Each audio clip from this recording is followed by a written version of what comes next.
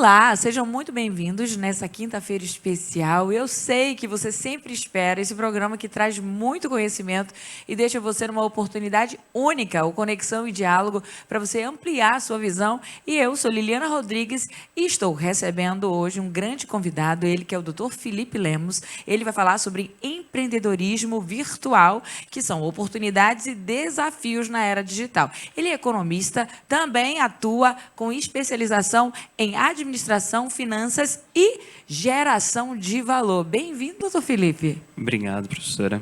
É um prazer estar aqui. Queria agradecer o convite, primeiramente, né? E dada a importância desse tema, eu acho que a gente tem sempre que falar sobre, né? E principalmente deixar todo mundo munido de maior quantidade de informações possíveis, né? É um tema muito importante. O empreendedorismo, não apenas o digital, como o empreendedorismo em geral, está crescendo cada dia mais. Então é muito importante a gente ter bastante informação e bastante conhecimento sobre isso. Veja bem, nós estamos acostumados a ouvir uma palavra empreendedorismo, né? E a gente já pensa assim, abrir uma empresa. Normalmente as pessoas têm essa visão assim, um pouco mais rasa sobre o que é o empreendedorismo. Mas agora a nomenclatura acaba se atualizando, o cenário vai mudando e a tecnologia vai trazendo essa novidade. Aí surge o empreendedorismo virtual. Então, doutor Felipe, explica para a gente o que seria isso. Então, o empreendedorismo virtual, ele nada mais é do que você abrir o seu negócio e gerenciar o seu negócio de maneira virtual. Você vai fazer tudo isso online. Você não precisa mais daquela estrutura de uma loja física, seja para prestação de serviços ou mesmo para venda de produtos. Você não precisa. Você consegue gerenciar tudo isso tendo um computador e uma conexão à internet. Nesse ponto de vista sobre conexão, inovação, modernização, automatização, a gente olha e vê que algum crescimento nos levou para esse caminho. Então, assim, por que isso cresceu tanto nos últimos anos? Então, professor, eu sempre faço um contexto que ele remonta à pandemia, né? Ali, pós-pandemia, ali depois do ano de 2020, por volta ali do ano de 2021, ficou muito crescente uma demanda do mercado por serviços e produtos que pudessem ser entregues ao consumidor sem que ele precisasse sair de casa. Então, você não tem mais aquela ideia de que eu preciso me deslocar até uma loja ou me deslocar até um ponto de serviços. Não, eu consigo pedir isso aqui em casa, seja por um aplicativo, seja por um site ou mesmo por um aplicativo de mensagens, WhatsApp, redes sociais, né? Então, essa facilidade que foi trazida para o consumidor gerou um boom de crescimento, né? E, como sabemos, a economia funciona por oferta e demanda, né? Então, houve uma demanda muito grande por esse tipo de serviço e o mercado se adaptou. Se adaptou para oferecer esse serviço e esses produtos de uma maneira cada vez mais importante para o cliente, fazendo com que eles chegassem, impedindo que você precisasse se deslocar. Não se preocupa, agora a loja vai até você. Olhando pelo ponto de vista entre pós e contras, porque para tudo tem, né, seus pontos positivos e pontos negativos. Eu acho importante a gente refletir. Os positivos parece que já estão bem claros, né? A comodidade, né, o bem-estar, o tempo nesse benefício. Mas, assim, tem diferença? Para a gente esclarecer, porque eu posso estar aqui diante de um público que não conhece ou nunca ouviu esse termo, ou está amadurecendo sobre, quem sabe, ampliar para esse virtual, né? De acesso e facilidade para o consumidor. Tem diferença? Qual é a principal diferença do virtual para o físico do ponto de vista financeiro? Olha, do ponto de vista financeiro, sem dúvidas, a principal diferença ela está nos custos. Quando você fala de um negócio estritamente virtual, você tem uma redução de custos muito grande. Primeiro, porque você não precisa de um estoque, né? Segundo, que você não vai gastar com o aluguel de uma loja física, de um espaço físico em geral, né? E, em terceiro lugar, você também tem a quantidade de pessoas, de colaboradores ou funcionários, que acaba sendo reduzida também. Afinal, você pode utilizar determinadas atividades de forma automatizada, né? Você não precisa mais ter uma pessoa especificamente fazendo. Um bom sistema, até mesmo uma boa planilha, ela é capaz de controlar o seu estoque, controlar o seu fluxo de serviços. Então, o empreendedorismo digital ele traz esse ponto principal, né? Você consegue ter uma redução brusca nos custos. Quando a gente olha para assim, para um começo, porque todo mundo entende, né? Empreendedorismo, vou ter que empreender. Investimento. Então, olhando pelo ponto de vista do investimento, por onde começar, considerando esse espaço online como meu campo, né, de atuação, ou mercado? Mercado online, por onde começar? Estou pensando, ou já tenho um negócio e ainda não estou assim muito confortável em fazer essa entrega. As instruções são necessárias do especialista, porque, né, dentro do campo de investimento é um custo. Então, por onde começar, já que eu estou pensando em empreender? Bom, quanto a isso, eu gostaria de fazer um comentário que a primeira palavra é tranquilidade, né? A gente precisa de bastante tranquilidade, bastante serenidade para começar a empreender. Muitos dos empreendedores acabam se frustrando no meio do caminho, os negócios acabam não vingando como deveriam. Isso porque não é feito o seu empreendedorismo, seu espírito empreendedor está ativado. Mas o cuidado necessário, a tranquilidade necessária, a organização necessária não foi presente naquele momento. Então, contenha os ímpetos, porque todo empreendedorismo tem uma frase, um ditado antigo que diz: em se plantando, tudo dá. Então, não existe algo que está dando mais dinheiro do que outro. Se você tiver dedicação naquilo que você está fazendo, você tem condições de prosperar em qualquer área do mercado, em qualquer nicho do mercado. Então, essa não é uma preocupação. O que você precisa é fazer as coisas de forma estruturada, né? É aí que entra o papel de um economista, é aí que entra o papel do profissional relacionado às finanças, que vai poder ajudar você a estruturar custos, né, fornecedores, estratégias para chegar até o seu cliente, por que não também falar de estratégias de marketing, né? A gente sabe que hoje o marketing que é realizado em cima do seu produto ou em cima do seu serviço, ele é fundamental. E aí a gente não está falando só de redes sociais, mas a gente está falando também do marketing como um todo. É a maneira como você atinge o seu público, é como você atinge o seu cliente. Então, tudo precisa ser feito de forma bem estruturada. Para que a gente consiga viver o sonho e realizar o nosso sonho, não significa que a gente não deve ter pé no chão, muito pelo contrário, né? A gente precisa se organizar e se estruturar bem com as ferramentas que a gente tem acesso para que a gente tenha o sucesso buscado, almejado. Então, doutor Felipe, necessariamente todo mundo que vai empreender precisa ter um CNPJ? E aí, nessa pergunta eu já faço, o que é esse CNPJ que todo mundo chama MEI? Por onde começar? Já que eu vou empreender, eu tenho que começar tudo certinho? Sim, o ideal é que você comece já bem regulamentado, né? E hoje, você abrir o seu MEI é muito fácil, né? Só explicando, um MEI significa microempreendedor individual. Então, você, dentro da sua área de atuação, seja comercializando produtos ou serviços, você consegue, né, emitir o seu CNPJ através da plataforma do MEI. Ela é uma plataforma do governo federal, né? Pode ser feito tudo online, tem um registro para fazer, é bem simples, né? A gente auxilia também quem estiver precisando, a gente consegue fazer essa prestação de serviços, mas é muito simples, você só precisa se atentar para algumas diretrizes que essa modalidade exige, tá? Então, assim, olhando já para essa modalidade, o que ela vai exigir? Os impostos, né? Nesse caso, mesmo sendo... Quais são os principais que eu preciso em orientação para lidar com essa questão do negócio virtual, considerando os impostos? Perfeito. Você tem 4 impostos principais para se preocupar. Você tem o DAS, que é a mensalidade da manutenção do seu MEI, do seu CNPJ. Você vai ter que se preocupar com o ISS, que é o Imposto sobre Serviços, ICMS, Imposto sobre Circulação, Mercadorias e Serviços, tá? E, por último, o Imposto de Renda. Por último, mas não menos importante, tá? O imposto de renda, se ele não for feito, ele já gera uma dor de cabeça automática. A gente escuta essa palavrinha, já dá um tremelique, assim, né? Porque todo mundo fala o leão, né? Então, vai ter que matar o leão todo dia. Tem que matar o leão todo dia, no caso do imposto de renda, pelo menos uma vez no ano. Então, mate só uma vez no ano, né? Já é o suficiente.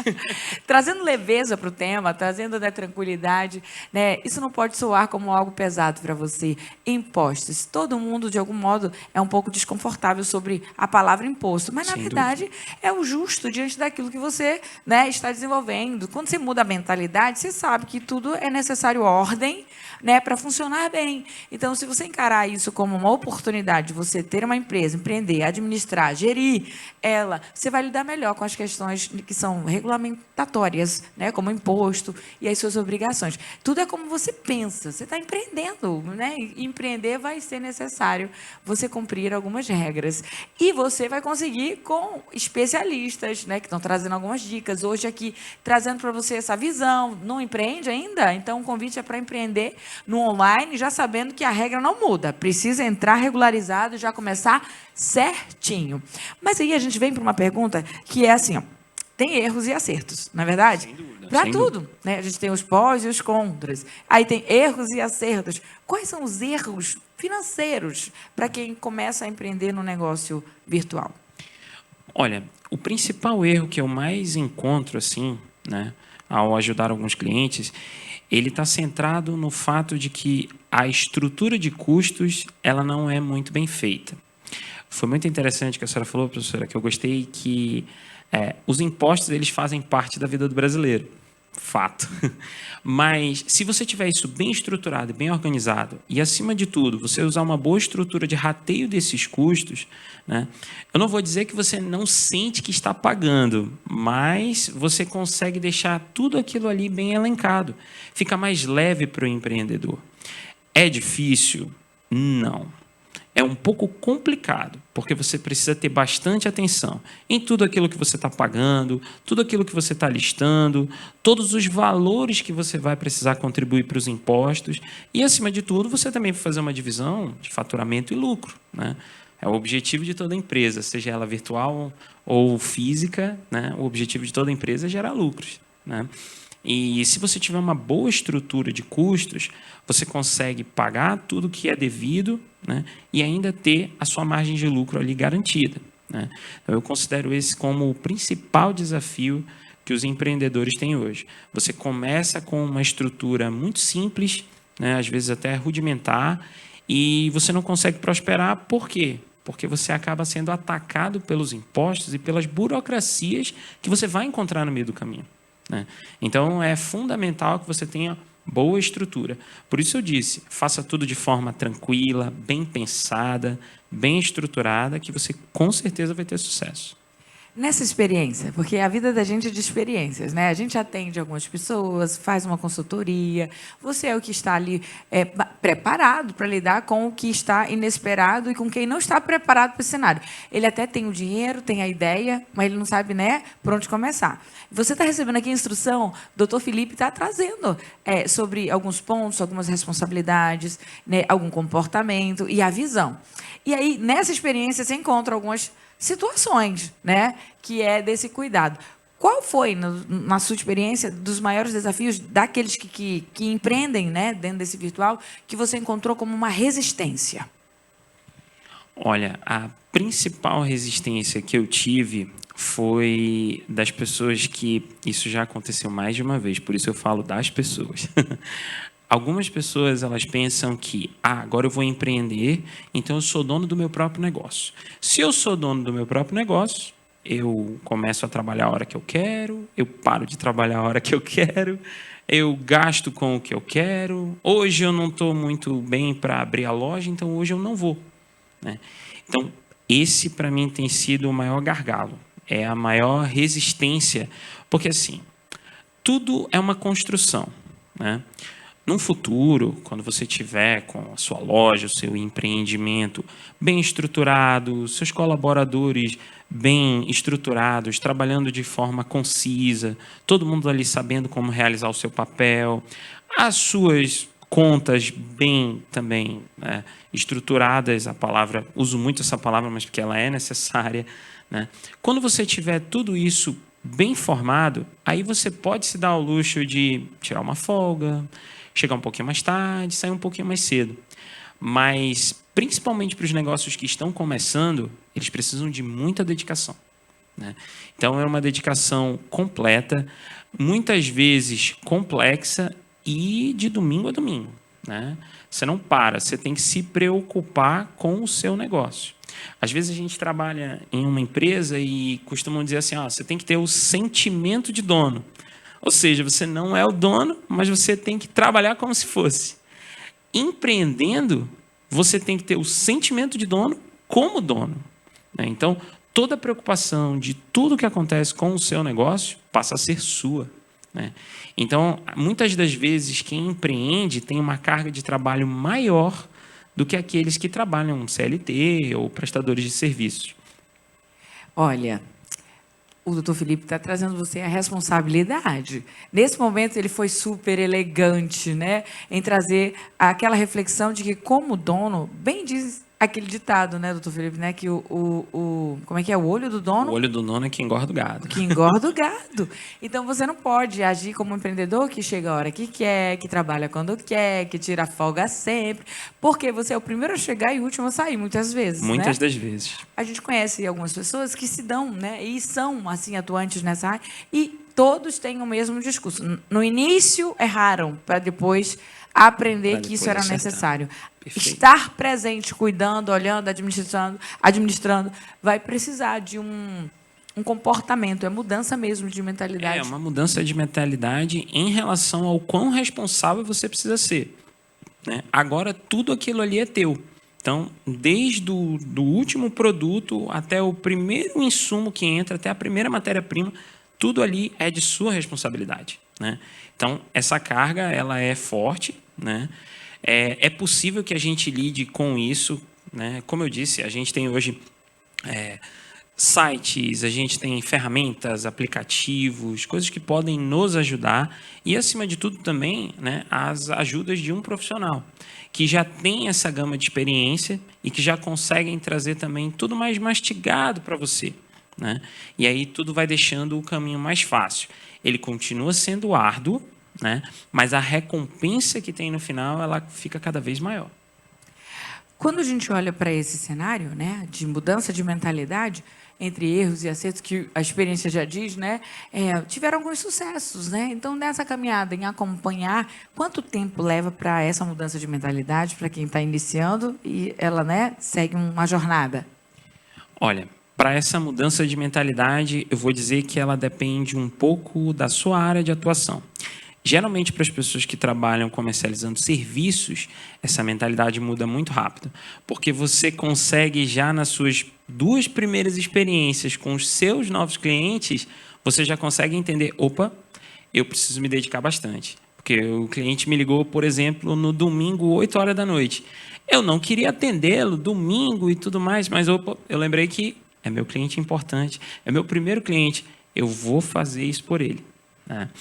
Agora, para aquelas pessoas que comercializam o produto, depende um pouco.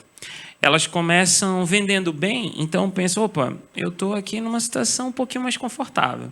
Já consigo deixar do jeito que eu imagino, né? Aí as vendas começam a cair, elas, opa, já preciso me dedicar mais. Então, isso varia muito. Mas, em média, a gente está falando de poucos meses, né? Estamos falando aí de 2 a 3 meses. Você já consegue ter essa responsabilidade bem mais enraizada na cabeça do empreendedor. Então, ele já consegue ter essa visão bem mais forte do que ele precisa realmente fazer. Outro ponto que foi citado aqui, que eu achei que ia ser até o que seria comum, né? Além da mentalidade. Mas, assim, gasta como quer, usa como quer. E a gente está falando de dinheiro, né? Empreendedorismo, ele tem isso claramente como algo para administrar os recursos e o investimento. Também é um desafio, diante da sua experiência, alguém que precisa também saber que tem limites, é preciso fazer uma divisão sobre o que é seu e o que é aquele faturamento desse negócio? Sem dúvida, pessoal. É um ponto muito importante, porque assim, quando você começa como empreendedor, muitas das vezes você não tem ainda isso separado, o que é a conta da minha empresa e o que é a conta pessoal minha. E não estamos falando só dos bancos, né, de você ter uma conta em banco, mas da sua organização financeira em geral, né? Então, por isso que é muito importante você ter uma boa estrutura de custos, né, e ter uma sistemática que te ajude a organizar. Então, a gente pode estar falando... Eu sempre digo assim, é melhor ter o caderninho da padaria do que não ter nada. Então, não confiem só na sua memória, né? Ela pode nos deixar na mão às vezes. Então, é muito importante a gente ter gastos listados, sejam os nossos pessoais, como os da nossa empresa, né? E conforme eles forem ficando mais complexos, os impostos forem entrando na conta, né? As outras burocracias começarem também a mandar suas faturas, aí a gente começa a pensar em um sistema um pouco mais robusto, sair ali daquelas anotações e ir para uma planilha. Depois de uma planilha, procurar ali um sistema de gestão, né? Conforme o negócio vai crescendo, as contas vão crescendo, né? Faturamento também, então, isso é o ponto positivo, e lucro, né? Mas a gente vai aumentando a responsabilidade também. E aí começa a ficar um pouco mais complicado até de você separar os seus gastos, o que é gasto pessoal, o que é gasto da empresa, né? Aí eu acho que é válido a gente aprender um pouco mais, porque como foi explicado sobre o microempreendedor, MEI, né, e algumas coisas que se enquadram, eu acho que tem limites, né? Então, explicando um pouquinho sobre isso, do faturamento, sobre o que se enquadra no MEI, valores, né, para a gente entender um pouquinho sobre isso. Eu vou abrir e aí eu começo a faturar. Até onde eu me enquadro para ter que administrar isso, enfim. Professora, essa é uma excelente pergunta. E eu recebo muito ela, né? E a grande verdade é que a gente tem um número mágico, tá?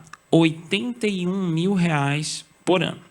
Então, para quem fatura até R$ 81.000 no ano, pode continuar enquadrado como MEI, tá? Passou desse valor, né? O que, se Deus permitir, todos passarão. Mas aí você já vai ter que se reenquadrar, você vai ter que reenquadrar o seu CNPJ, tá? Nas outras faixas de contribuição, né? Mas para quem está começando, né? Que é o nosso enfoque aqui, pense como MEI, e como MEI você pode ter um faturamento de até R$ 81.000 por ano. Não esqueça que é necessário pagar todos os meses a taxa, tá? Que é a de manutenção do seu CNPJ, e no ano subsequente, né, do exercício anterior, você tem que fazer o seu imposto de renda. Tá? Imposto de renda, ele não é um bicho de 7 cabeças, mas ele também precisa de bastante atenção, né? E aí aqui, quando a gente está falando de imposto de renda, é fundamental a gente levar em consideração o que a senhora tinha acabado de falar, né? A separação das contas, né? Quanto melhor eu tiver essa separação, quanto mais bem feita ela estiver, mais fácil vai ficar para eu declarar o meu imposto de renda e mesmo para eu fazer o pagamento de todos os meus outros impostos. Planejamento, né, parece que se enquadra bem naquilo que foi aqui mencionado. É preciso organizar as coisas. Isso é planejamento. E aí, quando a gente olha para o financeiro, né, ou vou empreender, mas eu vou planejar, eu posso planejar financeiramente esse negócio no virtual? Não só pode, como deve. É muito importante que você tenha planejamento. Eu diria até, planejamento financeiro, ele é importante em todas as áreas da nossa vida, né? Tudo que a gente vai fazer, se a gente tiver um bom planejamento, a gente tem uma tendência a realizar aquilo de forma mais fácil, né? Então, quando a gente está falando de negócios virtuais ou mesmo negócios em uma estrutura física, não é diferente, né? Quanto mais você planejar, quanto mais você, a palavra que eu usei tanto, quanto mais você se estruturar, né, maior a tua chance de sucesso, né? Uma coisa que eu sempre digo para os meus alunos é que a gente tem que trabalhar por aproveitamento, né? A gente não tem que visar o 100%, a gente tem que visar o máximo que a gente conseguir.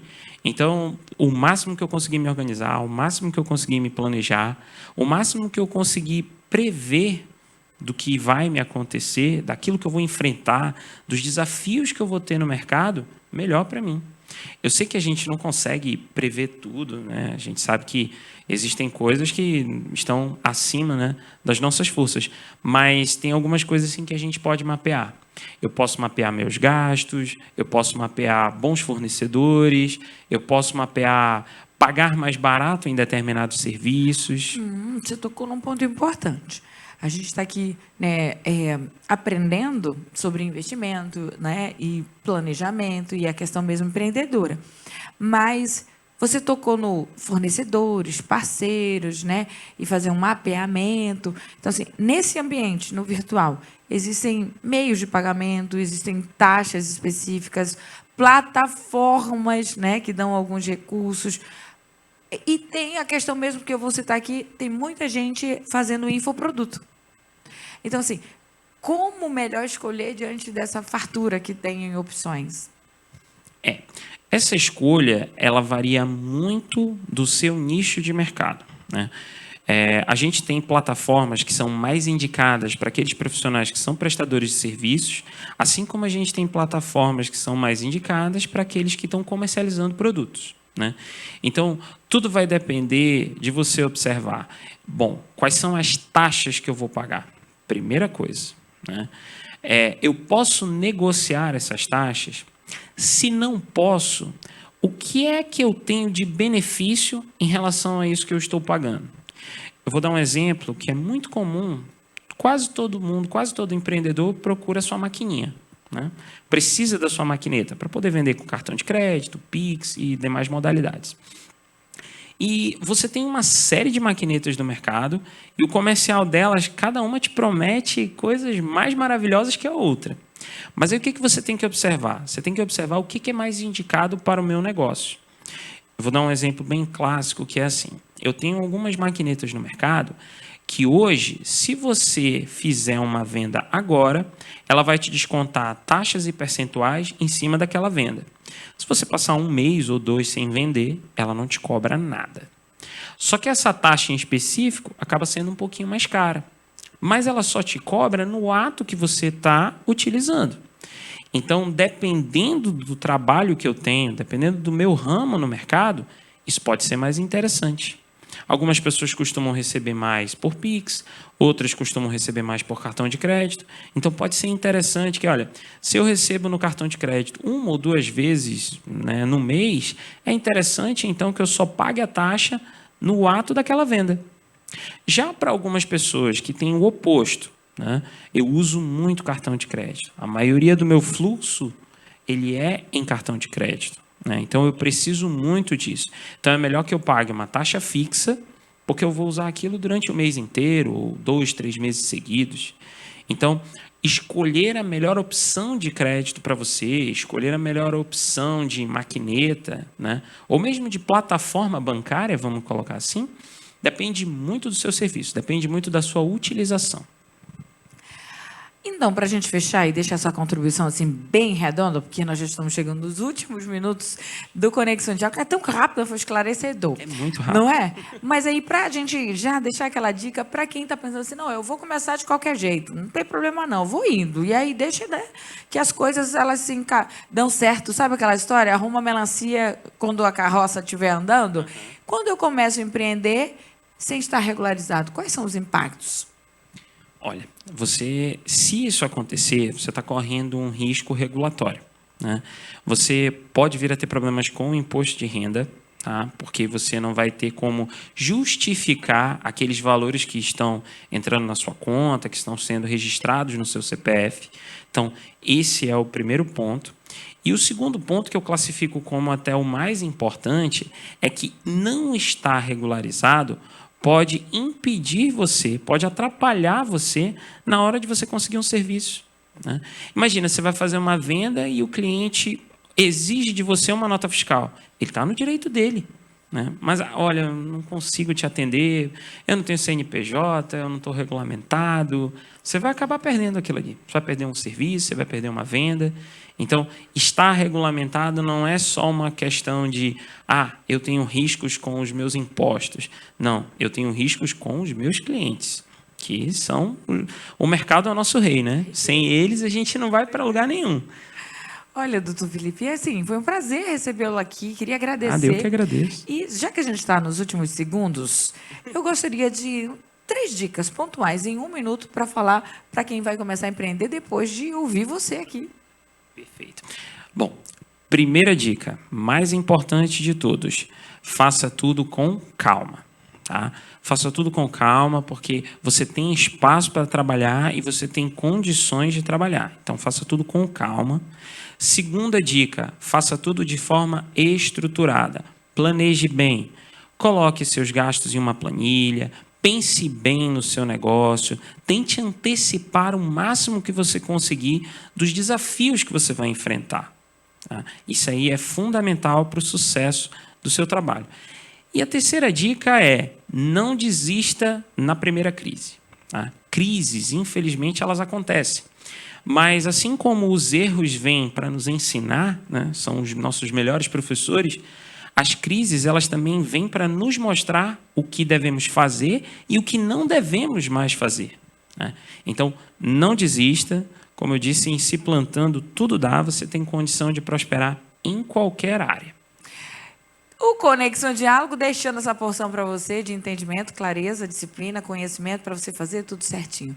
Bom, foi um prazer estar com você nessa tarde e eu vou te encontrar na próxima quinta-feira. Segue a gente nas redes sociais, Conexão e Diálogo, e também o Dr. Felipe, que aí nas redes sociais também está disponível para você ter essa especialização e especialista para te ajudar nessa construção da marca que está nas suas mãos. Te vejo na próxima quinta. Bye, bye.